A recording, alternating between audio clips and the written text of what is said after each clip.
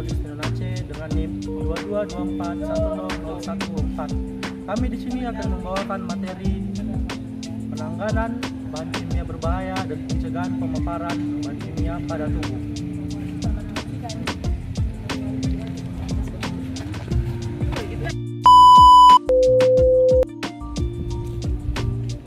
Pertama, perlu diketahui apa itu bahaya, bahan berbahaya.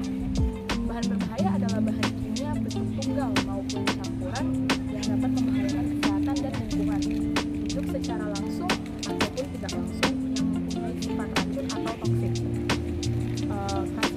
karsinogenik, teratogenik, mutagenik, korosif, iritasi. Berdasarkan peraturan Menteri Kesehatan Nomor 472 Menteri Kesehatan pada tahun 1996 tentang pengamanan bahan berbahaya bagi kesehatan. Baiklah, dalam kasus ini kita memiliki 3 hal yang harus dihindari. Yang pertama adalah hindari kontak langsung dengan bahan kimia atau zat berbahaya yang ada di dalam laboratorium. Yang kedua yang harus dihindari adalah kontak langsung seperti dengan zat-zat yang berbahaya untuk kulit, seperti bisa mengakibatkan iritasi dan lain-lain. Dan yang ketiga adalah harus menghindari yang namanya mencicipi zat-zat kimia yang ada.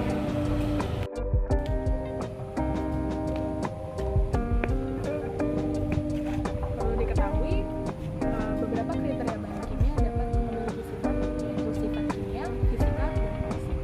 Nah, dari sifat-sifat ini ada beberapa contoh dari bahan korosif. Yang pertama, cairan mudah terbakar yang memiliki sifat fisika dan kimia. Cairan sangat mudah terbakar, dalam hal ini titik nyalanya kurang dari 21 derajat Celcius dan titik didih yang lebih dari 20 derajat Celcius pada tekanan 1 atmosfer. Yang kedua, contoh dari bahan korosif yaitu gas mudah terbakar yang memiliki sifat fisika dan kimia gas mudah terbakar. Yang ketiga, contoh bahan korosif yang bahan mudah meledak yang memiliki sifat bahan kimia yang ditetapkan termasuk dari kriteria mudah meledak apabila reaksi kimia dengan tersebut menghasilkan gas dalam jumlah dan tekanan yang besar serta suhu yang tinggi sehingga menimbulkan kerusakan di sekelilingnya. Yang keempat, contoh bahan korosif dari bahan reaktif yang memiliki bahan kimia yang ditetapkan termasuk dari kriteria reaktif apabila bahan tersebut bereaksi dengan air, mengeluarkan panas dan gas dan yang mudah terbakar, bereaksi dengan asap, mengeluarkan panas dan gas yang mudah terbakar, beracun ataupun korosif. Yang terakhir, contoh bahan korosif yaitu bahan oksidator yang memiliki sifat bahan kimia yang ditetapkan termasuk dari kriteria oksidator apabila reaksi kimia atau penguraian menghasilkan oksigen yang dapat menyebabkan kebakaran. Lalu, pada kesempatan kali ini kita akan mengenal yang namanya penanggulangan pada K3. Kapan penanggulangan dilakukan? Penanggulangan akan dilakukan ketika terjadi sebuah kecelakaan ataupun peristiwa di dalam lab maupun di luar.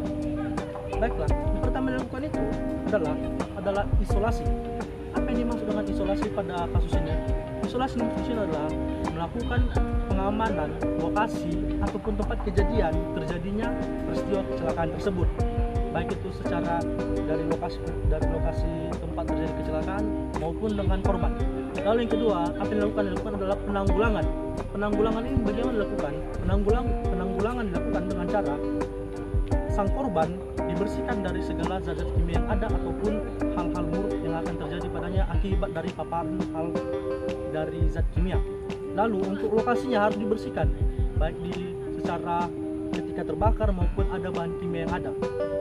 Selanjutnya yang dilakukan adalah laporan. Laporan ini untuk apa laporan? Laporan ini diperlukan untuk mengetahui apa yang terjadi di situ, baik bahannya ataupun reaksi yang terjadi ketika terjadinya kecelakaan.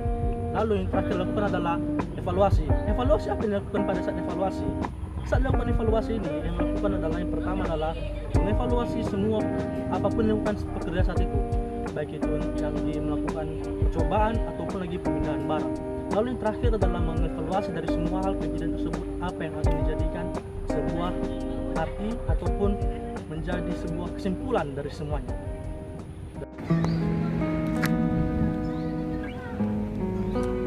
Beberapa pencegahan pemaparan zat kimia ke tubuh. Yang pertama, apabila zat kimia terpapar pada mata.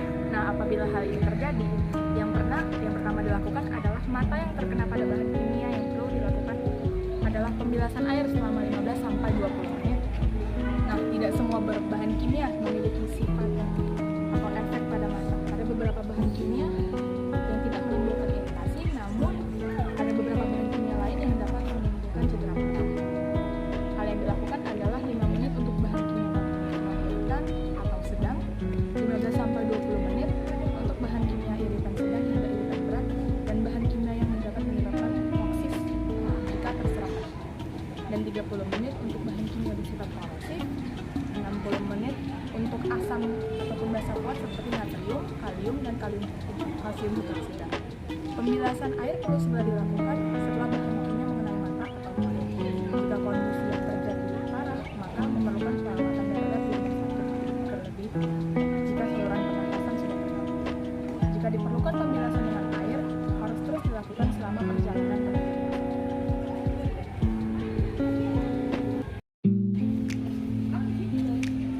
Baiklah, saya di sini akan menjelaskan bagaimana penanganan jika bahan kimia terpapar melalui saluran pencernaan.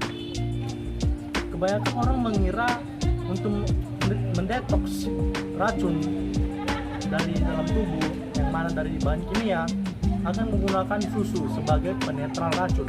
Namun tidak selalu. Kenapa? Karena tidak semua racun dapat terbawa dari aliran susu. Lalu bagaimana caranya? Caranya ada banyak, tapi tergantung pada berapa kandungan yang diminum dari saluran pencernaan yang masuk ke dalam tubuh. Baik itu mungkin secara disuntik ataupun dengan cara meminum obat. Tapi itu semua akan balik kepada ke rumah sakit ataupun tempat untuk mengobati penyakit tersebut. Lalu bagaimana jika pemaparan dari zat kimia tersebut melalui kulit? Yang pertama adalah mencuci bagian yang terkena dari zat kimia sampai bersih, tapi menggunakan air yang terus mengalir sampai bersih kita melakukannya. Jadi biar tidak ada sisa zat kimia pada kulit kita.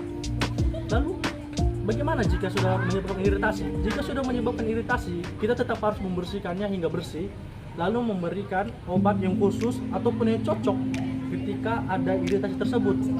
Tapi tidak sembarangan, jadi harus memperhatikan apa yang harus cocok untuk penanganan tersebut.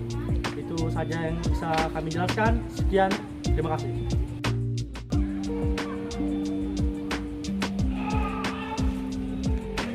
Nah, yang kedua, apabila terpapar bahan kimia pada saluran pernafasan.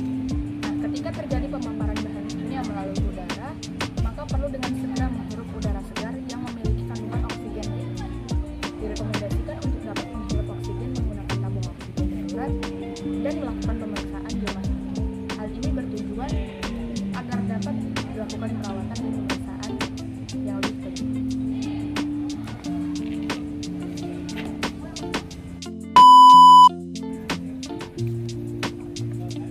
Nah, dari sini dapat kita simpulkan bahwa Dalam setiap untuk melakukan praktikum ini ada hal-hal yang terkait, misalnya kecelakaan, penanggulangan, hingga risiko. Oleh karena itu, kita harus menyimpulkan dan dapat menanggulangi hal tersebut dengan cara seorang praktikan harus melakukan kondisi mereka berdasarkan standar operating procedure atau SOP yang sudah ditetapkan oleh setiap laboratorium.